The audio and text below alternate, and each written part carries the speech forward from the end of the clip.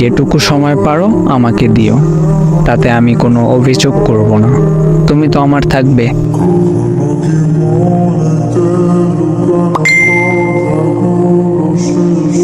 আবার ওই ইমোজি দিতেছো কেন? বললাম তো কোনো সমস্যা হবে না। তুমি তোমার মতো করেই আমাকে সময় দিও, আমি তোমার ওই সময়টুকুর জন্য অপেক্ষা করে দিন কাটিয়ে ফেলবো।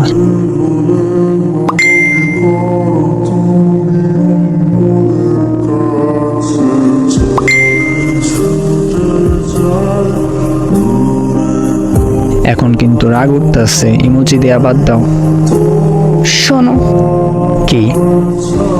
আমি তোমাকে আর ঠকাতে চাই না। ঠকাবা কেন? তোমাকে একটা মিথ্যা কথা বলছি। তাহলে সেই মিথ্যা কথার সত্যিটা এখন বলো। আসলে এগুলো কিভাবে বলবো বুঝতেছি না। কি সমস্যা সেইটা বলো।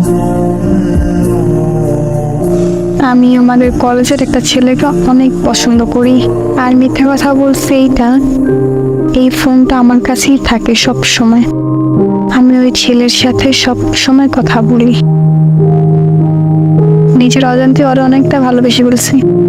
গতকাল আমি ওরে বলছি সব ঘটনা। ও আমার সাথে সম্পর্ক করার জন্য রাজি হয়েছে।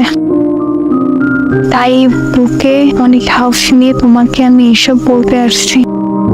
তোমার কথা শুনে হারিয়ে গেছিলাম। এতটা ভালোবাসো আমাকে?